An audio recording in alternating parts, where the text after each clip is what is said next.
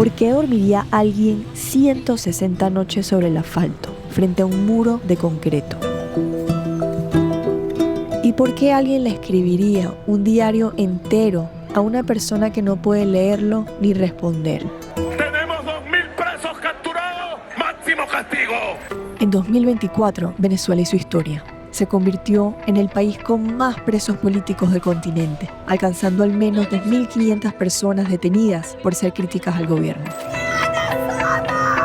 Pero detrás de esa cifra, un grupo de mujeres decidió no quedarse en silencio. Armaron una de las redes de resistencia civil más extraordinarias de América Latina. Esta es una lucha de dignidad, por amor y por la verdad. Y que así como Hoy en Fuerza Latina conoceremos a Zairam Rivas y Marta Tineo, y a las familias que cargan esta lucha sobre sus hombros. Mujeres que convirtieron el dolor en organización y que frente al miedo respondieron con coraje. Estas son sus historias.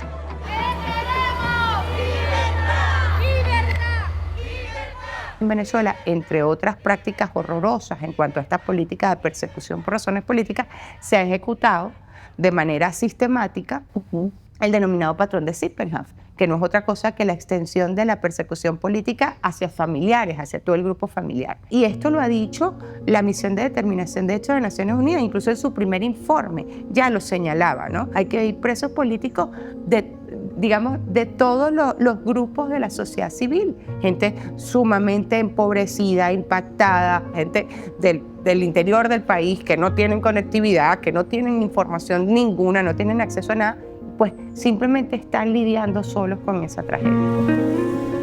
Ruth Moleros del estado Zulia, en el extremo occidente del país, tiene 4 familiares presos políticos, entre ellos su hijo. Esto comenzó en nuestra familia hace 1 año y 4 meses, que es el tiempo que tiene detenido la primera persona que detuvieron, que fue a mi sobrino Henry Castillo. ¿Y qué le dijeron? Lo fueron a buscar a la casa. Mira, eso llegaron como si fueran a detener a alguien muy importante. El barrio se llenó de patrullas. Le dijeron a mi hermana, ¿dónde está su hijo? Y ella dice, mi hijo no está, llámelo que se presente ya. Hijo, vente a la casa. No le pudo decir más nada, él trancó. Y inmediatamente él se vino con su esposa, con su hijo. Mire, y desde que él entró al barrio, todo el mundo le decía, Henry, es en tu casa, no bajes, no llegues hasta allá. Y él, no, pero yo no tengo nada, o sea, ¿qué pasa? Pues, claro. Cuando él llega, de una vez lo bajan del carro, lo apuntan. Estaba con su niño de 5 años. Y una vez le pusieron las esposas, vas detenido, ¿pero por qué? ¿Por qué? O sea, ¿cuál es el motivo? Bueno, se lo lleva. Mi hermana, después del 3 de enero, que sucede esto, es que encuentra a Henry. O sea, ya casi para cumplir 1 año. ¿Cuánto tiempo? ¿En desaparición forzada 1 año? 9 meses exactamente. Pero este era solo el principio. Meses después, detienen a su sobrina, Samantha, una estudiante de 16 años. Eso fue en noviembre. A la semana de estar detenida Samantha, van a Maracaibo, donde está Aranza, su hermana, que estaba en mi casa. Ellos entran al cuarto, ella estaba en pijama. Y ella dice, ¿qué pasa? ¿Qué pasa? Es por mi hermano, ¿verdad? Es por mi hermano. Claro, ella tiene un hermano militar que está en el exilio. Cristian Hernández. A la semana de llevarse a Aranza, se llevan a mi hijo. El mismo modo operandi. Lo que han denunciado las organizaciones de derechos humanos es que estas 4 detenciones giran alrededor de ponerle presión a Cristian Hernández, que está en el exilio, que es opositor, y como no pueden llegarle a él, pues meten presos a los familiares. Sí, hemos comprobado que eso es lo que pasa. ¡Basta de tortura! ¡Justicia y libertad! Ellos dicen que están bien. Tú sabes que tú visitas y te ponen un custodio atrás de ellos y uno atrás tuyo. Papi, ¿cómo estás? Estoy bien, mami. Los primeros días que no supimos nada de él, las torturas que le hicieron. A mi hijo lo guindaron con una esposa desnudo en un cuarto frío. Mi hijo se logró soltar, por eso es que se disloca el dedo gordo, porque forcejeando se salió de la esposa, cayó al suelo. Cuando él cae, entran, que oyen el golpe y lo que hacen es empezarlo a maltratar, a darle patadas, que te querías escapar y que le decían, aquí te vas a morir, aquí estás enterrado. Tuvo 16 días que no le daban comida. Y dice el mami, yo vi el mundo negro. Yo dije, me morí. Elia Correa es la madre de un policía discapacitado del estado Amazonas, al extremo sur del país. Él es un hombre que tuvo un accidente hace 9 años y tiene fractura de cráneo. A raíz de eso le quedaron secuelas que convulsionan. Él tenía un jefe y el jefe se llama Camacho. Y le dijo, Alejandro, unifórmate que mañana vas de comisión, vas para Pijiguao. Y él le dice, bueno jefe. Cuando iban en el camino le dieron la cola a 2 muchachos para la guardia. Y por llevar a esos 2 muchachos los dijeron que llevaban tráfico de personas, porque eran colombianos. Y yo no supe de mi hijo hasta 2 meses que estuve averiguando y andando casi todo este estado de Venezuela buscando a mi hijo. Alejandro es un muchacho, un niño en un cuerpo de hombre ahorita. Solamente se ríe por todo. Hoy nos encontramos aquí porque queremos saber el por qué no hemos tenido respuesta. Tienen conocimiento de lo que se está viviendo en los recintos penitenciarios, del trato cruel, del trato inhumano, de las torturas que allí se viven. En 2007, el expresidente Hugo Chávez intentó reformar la Constitución para permitir, entre otras cosas, la reelección indefinida. Raúl Baduel, un general respetado en el ejército y exministro de Defensa de Chávez, se opuso. Esa oposición le costó la vida. Hoy, su hija Andreina Baduel lucha por la liberación de su hermano, que tiene 6 años como preso político. Andreina es una de las líderes del Comité por la Libertad de los Presos Políticos. ¡Que cierren los centros de tortura! La persecución a mi familia comenzó con la detención arbitraria de mi papá el 3 de abril del 2009. Ese día marcó un antes y un después en nuestras vidas. Él, durante 12 años y medio, fue sometido a torturas, a tratos crueles, a limbo jurídico, a persecución, a falta de atención médica. Ellos manifiestan que él murió de COVID, pero él no murió de COVID. Ya no podía casi orinar, él ya no podía casi caminar, estaba muy hinchado y que tenía un abultamiento en el abdomen. Sus últimos 14 días de vida antes de morir los pasó en el helicoide con mi hermano. Baduel pasó años en un sótano de la Policía de Inteligencia Nacional, un lugar que llaman La Tumba. 2 semanas antes de morir, el gobierno lo trasladó al helicoide, donde estaba preso su hijo. Mi hermano rogó, suplicó, gritó, imploró que lo atendieran y no lo atendieron. Lo dejaron morir en sus brazos. No les bastó con la prisión y muerte de mi papá en la cárcel. 3 de mis hermanos han sido presos políticos. Mis hermanas y yo perseguidas. Incluso en este último mes, mi hermano fue brutalmente torturado una vez más en el Rodeo 1, que es el centro de tortura ejemplarizante. Si él no es atendido oportunamente, puede morir en prisión como murió mi papá. El 3 de enero, el gobierno de Estados Unidos extrae a Nicolás Maduro, quien después de perder las elecciones presidenciales en 2024, permanecía en el poder. Una semana después, el presidente de la Asamblea Nacional anuncia excarcelaciones. El gobierno bolivariano ha decidido la puesta en libertad de un número importante de personas y estos procesos de excarcelación están ocurriendo desde este mismo momento. Empiezan a ocurrir excarcelaciones a cuentagota. El proceso empezó a volverse cada vez más lento. Empezamos a ver anuncios oficiales. No, hemos liberado 400, hemos liberado 600 y nosotros apenas logramos verificar 100 y decíamos, pero ¿dónde está toda esta gente, no? Vemos que todos los medios internacionales empiezan a poner unos titulares, en Venezuela se están liberando los presos políticos y todo aquello, y tú decías, mira, esto es un ejercicio de comunicación política, esto es propaganda política, pero la realidad en terreno es otra. Entonces hicimos un trabajo de documentación muy rigurosa, donde decíamos, no, mira, estos casos ya habían sido excarcelados en el pasado, apenas estos pocos han salido.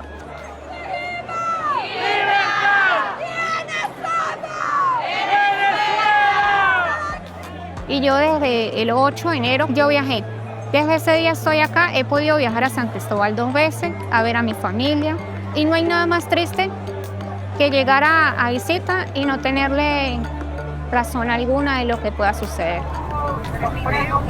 Tiene un juicio paralizado. Cada audiencia se la difiere. Cada vez que me despido de él, trato de no mirar para atrás. Porque es algo muy cruel dejarlo ahí en ese sitio cuando sé que él es inocente, cuando sé que él ama a Venezuela. Ese es su delito. Todos los familiares nos vinimos a todos los centros de reclusión. Todo el mundo corrió a buscar a su familiar a los distintos centros. Y bueno, nos encontramos con la sorpresa de que en la tarde no escarcelaron a nadie. Nosotros, bueno, en la noche seguramente como siempre hacen, o en la madrugada y todos aquí esperando. Y no sucedió nada.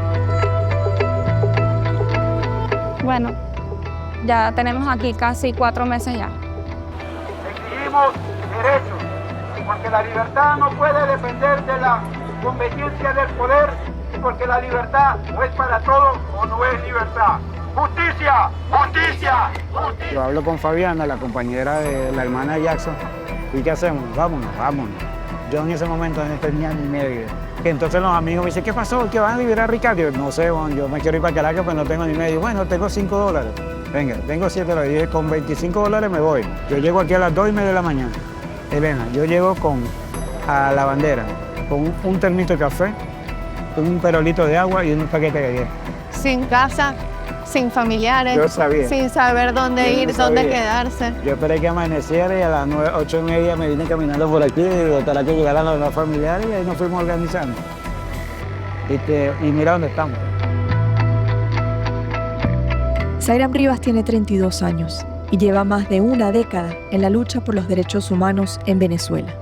Comenzó a los 18 años, ganando el centro de estudiantes más difícil del chavismo en la Universidad Central de Venezuela. En 2014, siendo testigo de las primeras muertes de estudiantes a manos del Estado, se convierte en presa política. Pasa 5 meses detenida en el helicoide, los primeros 2 sin ver la luz del sol. Hoy estamos haciendo una de las tantas acciones de incidencia, documentación y denuncia que durante más de un año hemos hecho de manera continua a las afueras de las instituciones del Estado. En el caso de la Defensoría, hoy vinimos a denunciar las condiciones inhumanas de reclusión que se presentan en centros como el Fuerte Guaycaipuro, el Rodeo 1, distintos comandos policiales. La exigencia principal de que los presos políticos sean colocados inmediatamente en libertad. Hoy dirige el CLIP, el Comité por la Libertad de los Presos Políticos, una organización de familiares que lucha por la liberación de más de 600 venezolanos aún detenidos por razones políticas. Nosotros hemos buscado de cómo del dolor se puede pasar a la acción, cómo de una situación donde el gobierno quería acallarte, donde querían acabar tu voz, donde querían atemorizarte, bueno, terminan siendo líderes que además de luchar por la libertad de sus presos políticos, también terminan fortaleciendo la democracia. Y hay muchos familiares que luego de que sus familiares recobran la libertad, a veces a medias, dicen yo quiero seguir ayudando a otros familiares a luchar por la libertad de sus presos políticos, siguen asistiendo a las actividades, pero además quieren involucrarse luego en actividades de organizaciones sociales o políticas. Y yo creo que eso es lo importante de esto y es una visión del comité a largo plazo. Esto implica formación en derechos humanos, en vocería, en justicia transicional, en lo que son los distintos mecanismos de protección a nivel internacional.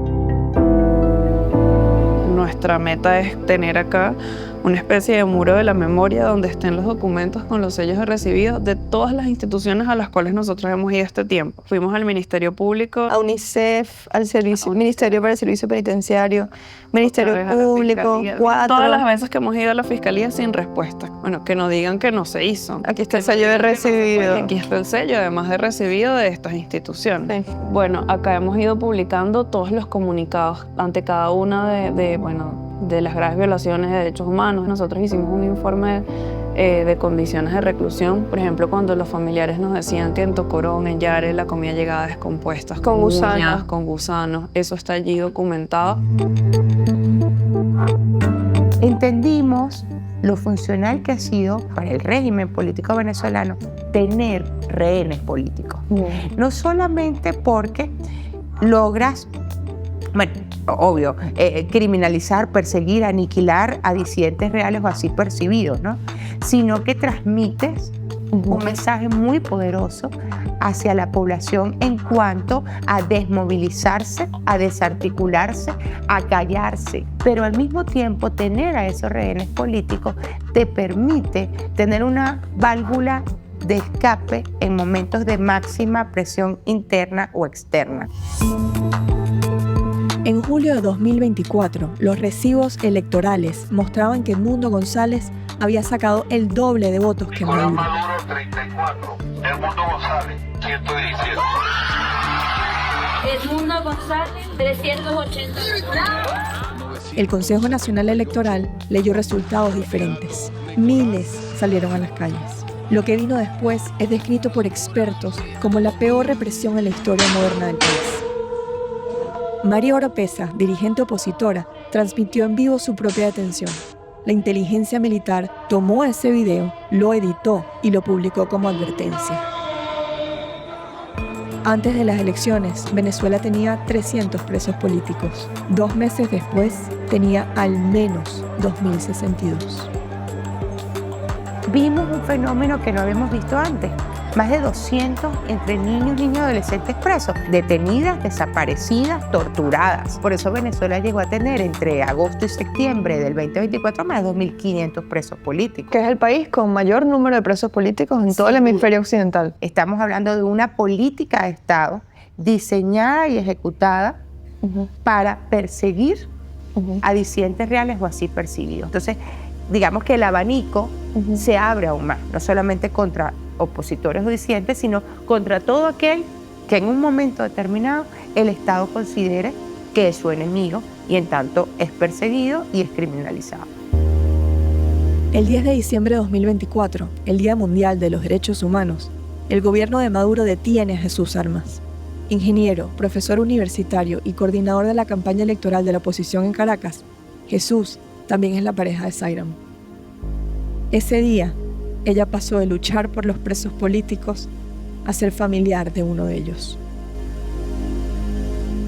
Creo que en una parte me ayudó el hecho de haber acompañado ya a otros familiares, pero siempre es difícil que te digan, tu pareja, tu familiar, tu hijo acaba de ser metido por unos encapuchados en una camioneta sin placas, donde fue asfixiado con bolsas plásticas y era interrogado para preguntarle dónde está Edmundo, dónde está María Corina, dónde está Juan Pablo Guanipa. Que Edmundo es el candidato presidencial que se enfrentó contra Nicolás Maduro. Por supuesto, decir que tú no sientes miedo, dolor, rabia, es mentira porque es como si no tuviese sentimientos y uno lo que aprende es a sobreponerse al miedo, ¿no?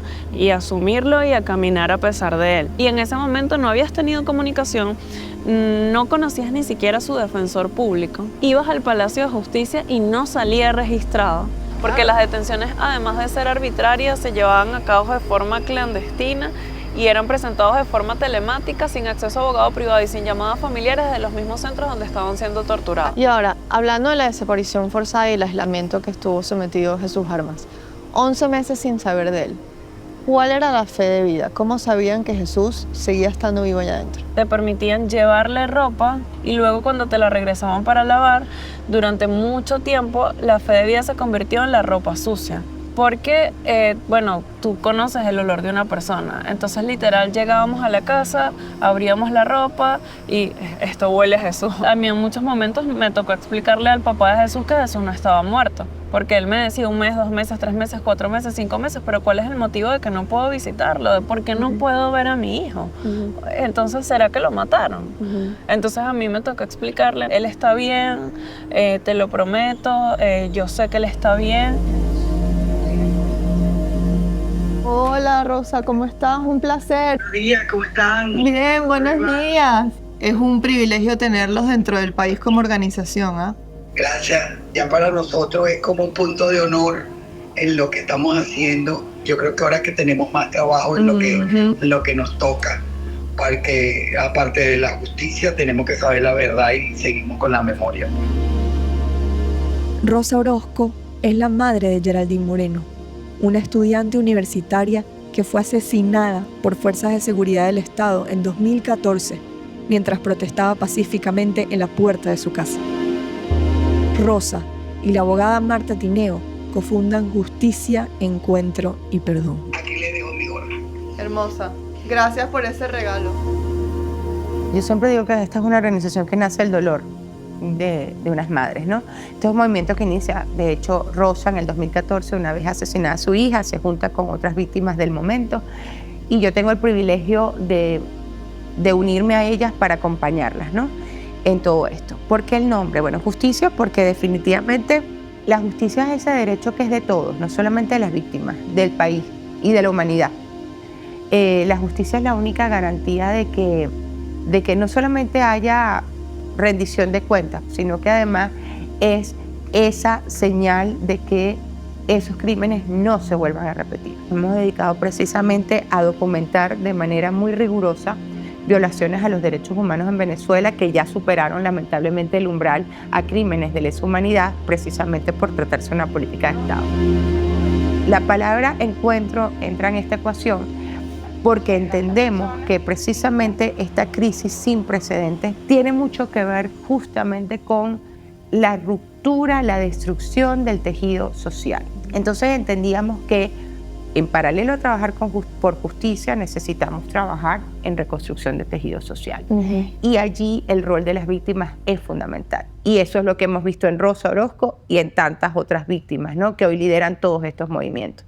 Son víctimas, sí, pero al mismo tiempo son activistas de derechos humanos. Y perdón, que es transversal a todo esto, es porque definitivamente apostamos a cultura de paz. Se trata de esa sanación personal, ese sanar la herida personal, resignificarla, buscarle un para qué, en el caso de Rosa y otras víctimas, para buscar justicia, para acompañar a otros. Queremos justicia, no queremos venganza, queremos cerrar los ciclos de violencia. Necesitamos trabajar por garantías de no repetición y ahí entonces el tema de la memoria, que es un eje fundamental en el trabajo de la organización.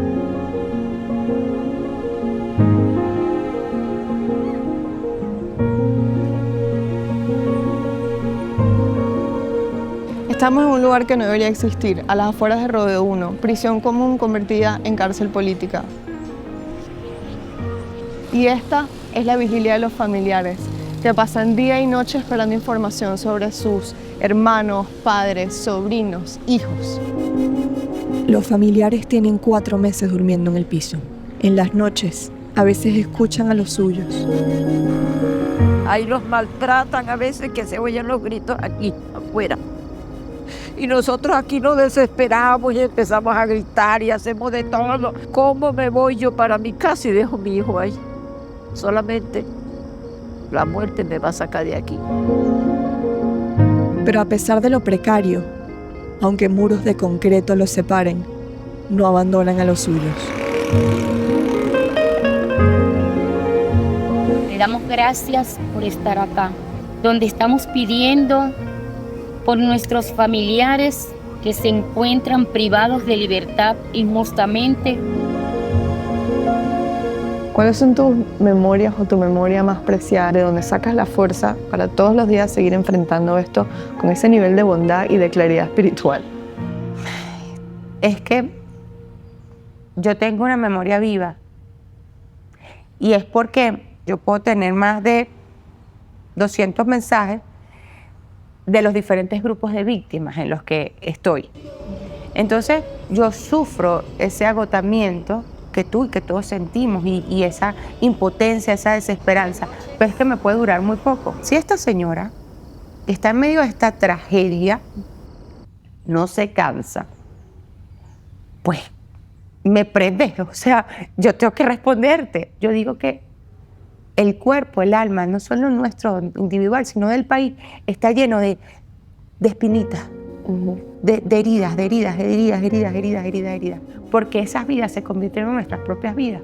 porque resulta que por eso hay un estatuto de Roma y se crea una Corte Penal Internacional donde dice que eso que está pasando en Venezuela le importa a la humanidad entera. Entonces, estos son los muertos de todos, los presos de todos, las heridas de todos.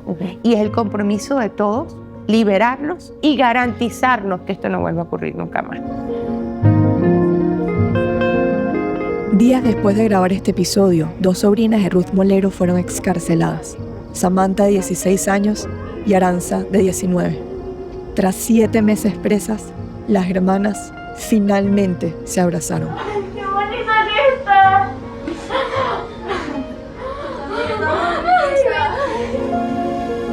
Todavía quedan al menos 565 presos políticos en Venezuela.